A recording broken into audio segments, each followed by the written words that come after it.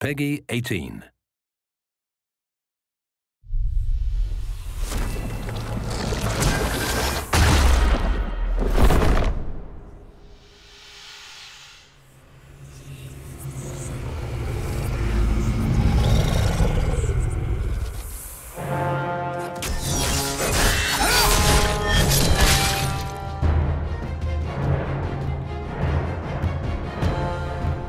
Hi, I'm Mike Laidlaw, lead designer for Dragon Age 2, and today we're going to take a look at some PC gameplay and the two different ways you can play Dragon Age 2, as an action RPG, adjusting your strategy on the fly, or with a more considerate pause and play approach, issuing your orders tactically. Let's take a look.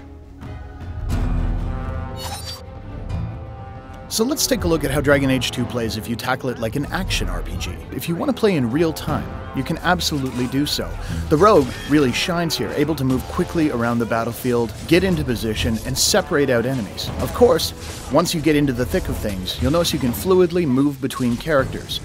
Mages, of course, shine when groups are clustered, while a stealth character can deliver vast amounts of damage from the safety of shadows. And with the enemies torn to pieces, it's just a matter of switching back to Hawk to pick up the stragglers. So you've seen how Dragon Age 2 plays as an action RPG, but what happens if we take the same situation and play it more tactically, pausing to issue orders? Let's find out. With the game paused, let's take a look at our situation. We have enemies that are going to move forward towards Aveline, our tank, so what we'll do is taunt them to ensure they cluster up around her. At the same time, we'll lay down a clever trap using a glyph of paralysis that should hold the majority of them in place.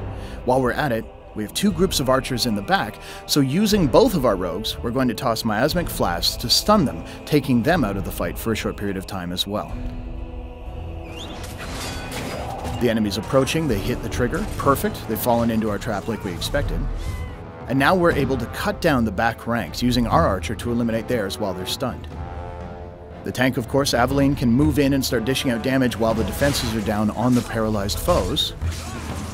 Now that they're gathered up, let's take a look at the situation as it's evolved.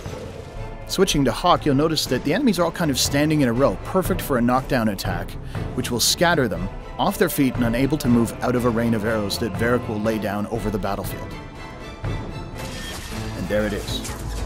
Now switching back to our mage, we register the enemies are starting to weaken.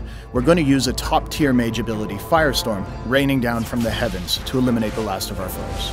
So this is just an example of how a well-coordinated team can deal with an encounter where they're vastly outnumbered. So there you have it. Dragon Age 2 can be played with the smooth, responsive controls of an action RPG, or more tactically, pausing and controlling your actions that way, or of course, any combination of the two. Thanks for watching.